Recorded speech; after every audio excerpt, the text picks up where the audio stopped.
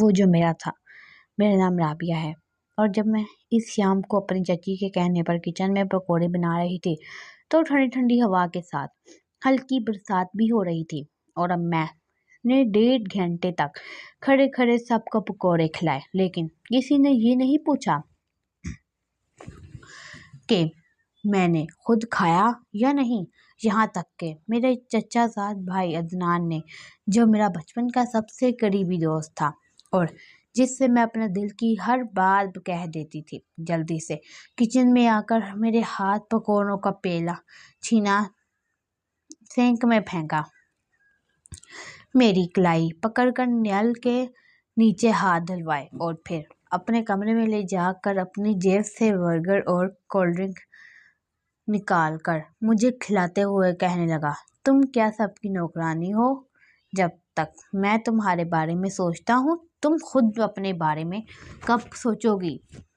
لیکن اس کے ساتھ ہی میرے دوسرے چچا زاد بھائی شہریار کی نظریں مجھ پر تلاش میں تھیں، اور جب ایک دن میں اکیلے گھر میں کپڑے استری کر رہی تھی، اس نے موقع پا کر میرے پیچھے آ کر استری بند کر دی اور کہنے لگا، عدنان تو دوسری سے شادی کرے گا، اب تمہارے پاس کوئی نہیں، صرف میں ہوں، اور میری کمر پر ہاتھ رکھ دیا، اور پھر اس وقت سمجھ گئی کہ اس گھر میں جہاں عدنان میری جان کا سہارا تھا، وہی شہریار میری عزت کا قبر بنانے آیا تھا۔ اور پھر جب عدنان نے مجھے شاپنگ کے بہانے ریسٹورنٹ میں لے جا کر کہا، مجھے ایک لڑکی پسند ہے، تم اس کے لیے رشتہ بھیج دو، تو میرا دل ٹوٹ کر بکھر گیا، لیکن میں نے کچھ نہیں کہا، صرف سر ہلا دیا اور سوچا کہ شاید میری تقدیر میں کچھ اور ہی لکھا ہے، لیکن میں نہیں جانتی تھی کہ نکاح کے دن مجھے وہ دھماکہ ملے گا جس نے میری زندگی بدل کر رکھ دی۔ میرا نام رمشا ہے، میرے والد کا نام جاوید تھا اور والدہ کا نام شائستہ۔ میں صرف 3 سال کی تھی جب ایک شدید بیماری نے میری ماں کو مجھ سے چھین لیا۔ والد نے دوسری شادی نہیں کی، بس میرے لیے جیے، لیکن تقدیر کو کچھ اور ہی منظور تھا۔ جب میں 5 سال کی ہوئی تو والد ایک ٹرین حادثے میں شہید ہو گئے۔ ایک ہی جھٹکے میں میں مکمل یتیم ہو گئی۔ میرے چچا رؤف، جو میرے والد کے بڑے بھائی تھے، نے مجھے گود لیا۔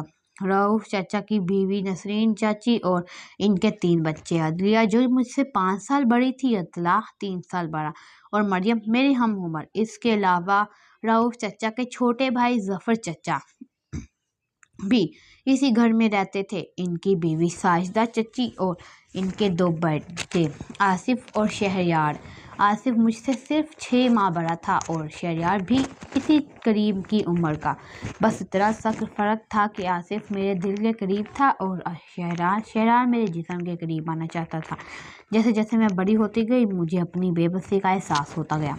رؤف چچا اور نسرین چاچی بظاہر مجھ سے پیار کرتے تھے، لیکن وہ پیار ایک طرح کا احسان تھا۔ ان کی نظر میں ان کی نوکرانی تھی۔ جب عدلیہ پڑھتی، میں برتن مانجتی، جب مریم آرام کرتی، میں کپڑے دھوتی۔ میرے لیے کوئی رسم نہیں تھی، کوئی چھٹی نہیں تھی، بس ایک نام تھا، رمشا۔ یہ کرو رمشا، وہ کرو۔ 10ویں جماعت پاس کرنے کے بعد جب میں نے کالج جانے کی خواہش ظاہر کی تو رؤف چچا ہنس پڑے، تم لڑکی ہو، پڑھ کر کیا کرو گی؟ گھر کے کام سیکھو، اچھے گھر بیٹھو گی۔ نصیحت چچی نے بھی ساتھ دیا۔ بس میرا سفر تعلیم کا وہیں ختم ہو گیا، لیکن اس گھر میں ایک شخص تھا جو مجھے آنکھوں کی ٹھنڈک سمجھتا تھا، آصف ظفر چچا کا بڑا بیٹا تھا۔ وہ پڑھائی میں تیز تھا، ہمیشہ مسکراتے چہرے والا، اور سب سے بڑھ کر وہ میری عزت کرتا تھا۔ ہم ساتھ کھیلتے، ساتھ پڑھتے، چھتوں پر بیٹھ کر باتیں کرتے۔ وہ جب تک اپنے دل کی بات مجھے نہ بتا لیتا، اسے چین نہ آتا۔ جب میں نے دیکھا کہ واقعی کزن مجھ سے کنوارا کشتی कशी इख्तियार कर गए हैं, तब भी आसिफ मेरा हाथ थामे रहा। जब अदलिया ने मुझसे अपने पुराने कपड़े फेंक कर कहा, ये तुम पहन लिया करो, तो आसिफ ने अपनी जेब खर्च से मेरे लिए नया सूट खरीद कर दिया। जब मरियम ने मेरा हाथ झेलने पर भी मुझे आराम ना करने दिया, तो आसिफ ने अपनी माँ साजिदा चाची से कहा, अम्मी रिमशा को थोड़ा आराम करने दिया करो। साजिदा चाची ने इसे डांटा तो बोला, ठीक है मैं खुद काम करूँगी, लेकिन वो थकेगी नहीं। वो मेरा भाई नहीं था, वो मेरा रखवाला था और शदीद मैंने इसे कभी बताया नहीं, लेकिन वो मेरे दिल की धड़कन था। वो दिन था जुलाई की पहली बरसात का। ठंडी ठंडी हवा चल रही थी और बूंदाबांदी ने आंगन को जन्नत में बना दिया था। नसरीन चाची ने आवाज़ दी, रिमशा आज चाय के साथ पकोड़े बना। मौसम देख मुंह में भी पानी आ रहा है। मैं किचन में गई, बेसन घोला, प्याज, हरी मिर्च, धनिया, जीरा सब डालकर घोल तैयार किया। तेल गरम हुआ तो मैंने पकोड़े डालना शुरू कर दिए।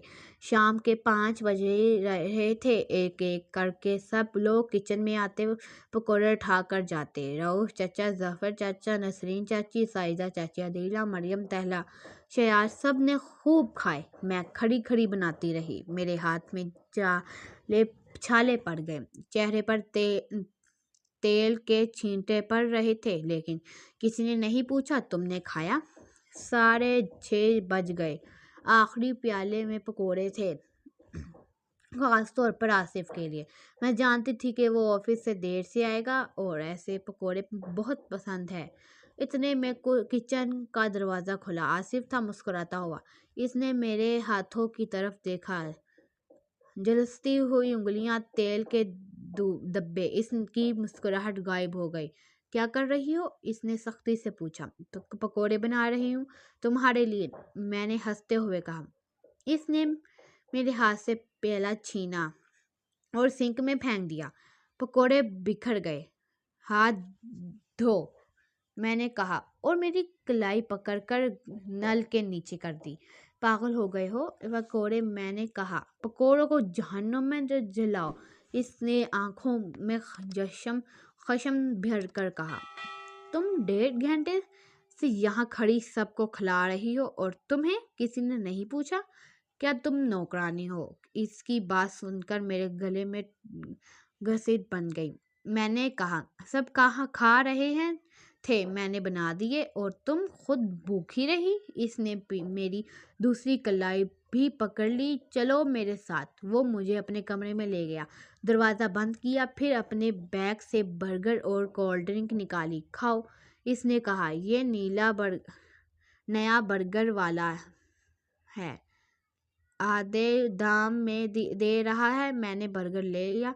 आसिफ, तुम बहुत अच्छे हो। मैं बोली, मैं अच्छा नहीं हूँ, तुम बेवकूफ़ हो, इसने कहा, लेकिन इसकी आंखें नम थी। तुम्हें अपनी इज्जत खुद करनी होगी रिमशा, मैं हमेशा नहीं बचा सकता नहीं तुम्हें। मैं चुप कर खाती रही। वो ठीक कह रहा था। शया आसिफ का छोटा भाई था। शक्ल सूरत में वो आसिफ से ज़्यादा खूबसूरत था, लेकिन इसकी रूह में कीड़े थे। जब से मैं जवान हुई तो इसकी नज़रें मुझ पर तलाश करने लगी थी। वो कभी बहाने से मेरा हाथ छू लेता, कभी रास्ते में रोक कर बातें करता। मैं इससे बचती, लेकिन इसी घर में रहा कर कैसे बचती? पकोड़ों वाले दिन की शाम को मैं किचन में बर्तन धो रही थी। शयान आगे आ गया। इसने जली हुई पकोड़ों की प्लेट देखी तो कहने लगा, वाह क्या तरकीब है, पैसे हराम है ना? क्या महंगा है? तेल महंगा है, जलते हैं तो पकोड़े मैंने आसिफ के लिए बनाए थे, लेकिन इसने फेंकने कहना चाहा। हाँ हाँ आसिफ ने तो जहर कहा है। तुम दोनों के चक्कर बहुत चल रहे हैं। दरवाजे बंद करके क्या क्या करते हो कमरे में? मेरा मुंह खुश्क हो गया। तुम्हारी जुबान संभालो शरियार, जुबान संभालो। वो करीब आया। पहले तुम अपना किरदार संभालो, वरना मैं सबको बता दूंगा कि तुम किस तरह आसिफ के पास जाती हो? कुछ नहीं होता हमारे दरमियान, मैंने कहा, लेकिन मेरी आवाज़ कांप रही थी। तो फिर मुझे डर की क्या बात है, इसने मेरी ठोड़ी उठाने की कोशिश की।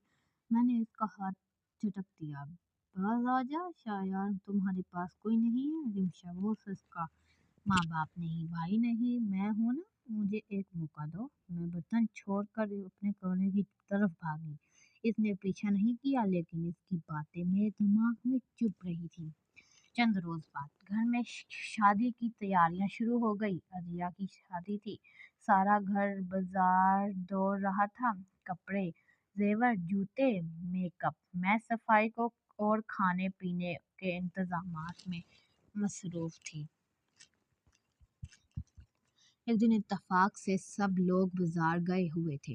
रऊफ चचा भी दुकान पर थे। जफर चचा भी। सिर्फ मैं घर पर थी।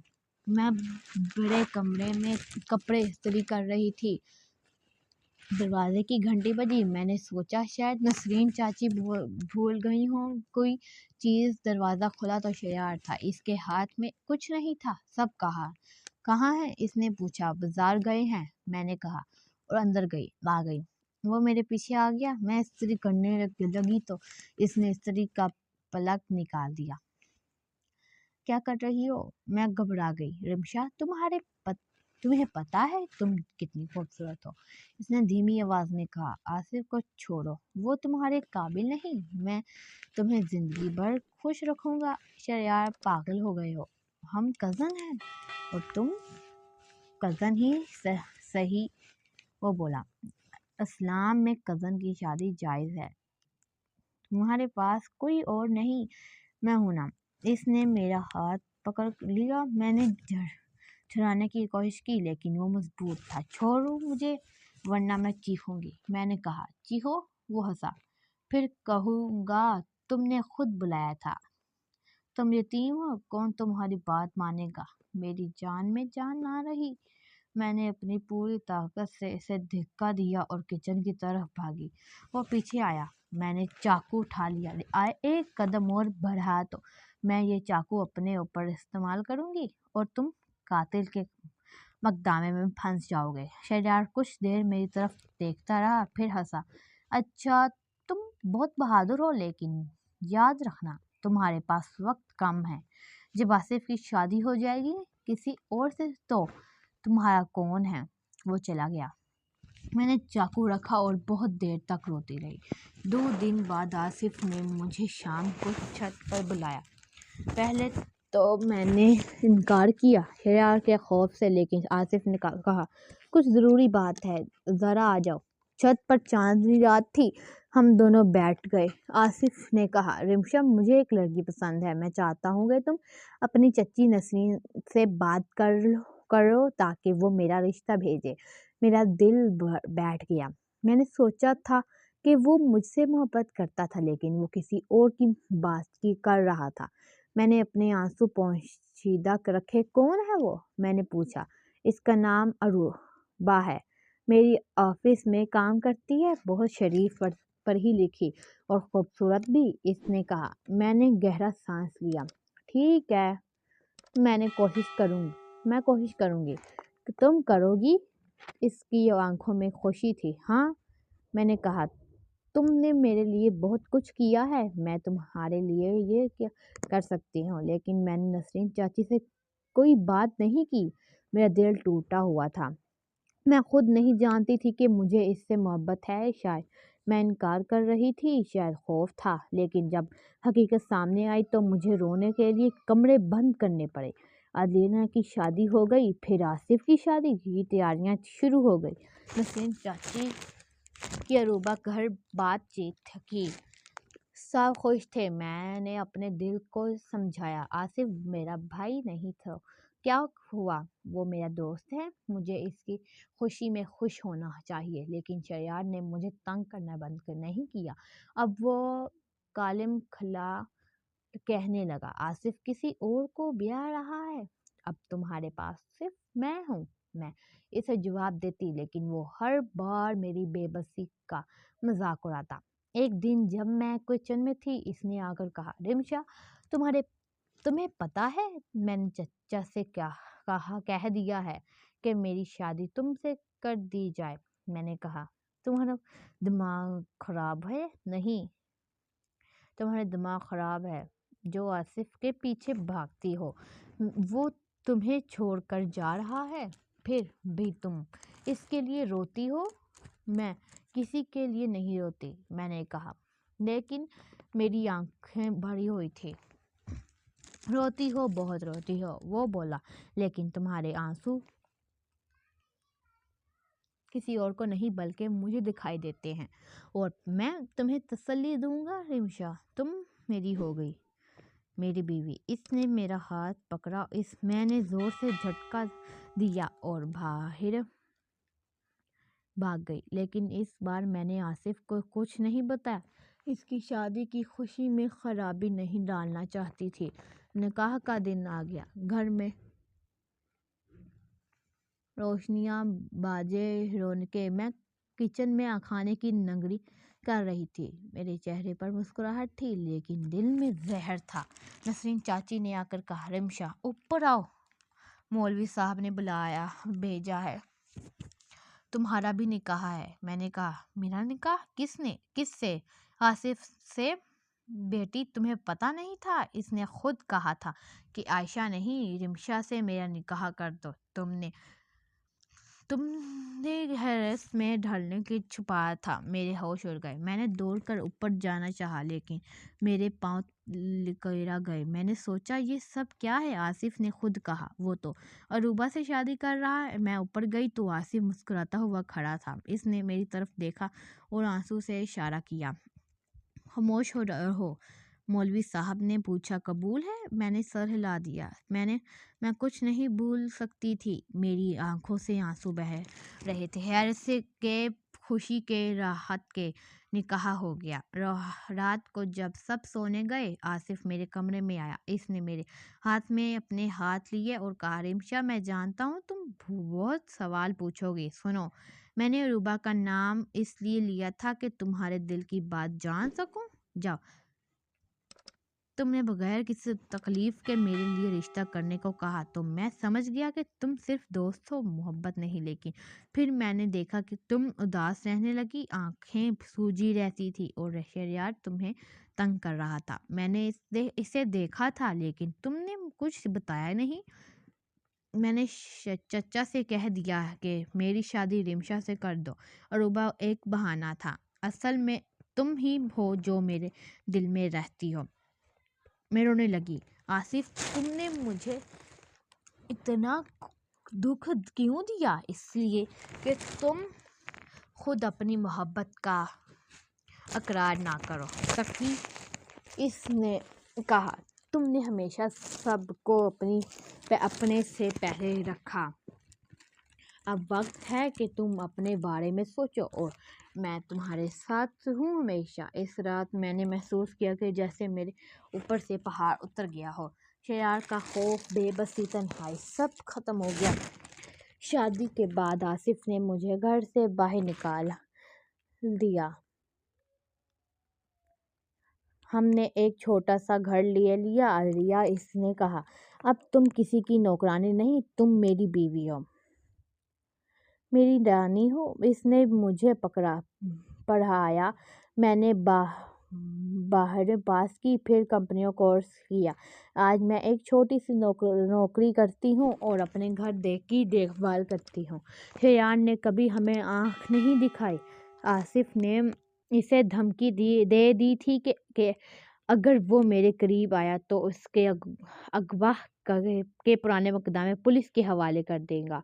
मैंने आसिफ को कभी नहीं बताया कि शहरयार ने मेरे साथ क्या किया था। इसे जानकर वो शदीद कत्ल कर डालता और मैं इसे भेज दे सकती थी। आज भी जब भी बरसात आई, आसिफ कहता था, पकौड़े बनाओ, और फिर मैं कहती हूँ, नहीं, बर्गर ले आओ आधे दाम वाला, और हम दोनों मैं सोचती कि काश मेरी वालिद और मेरी बहन, मेरी माँ सब होते। अगर हमारी कहानी चलेगी तो लाइक करना और मेरे चैनल को सब्सक्राइब जरूर करें। शुक्रिया।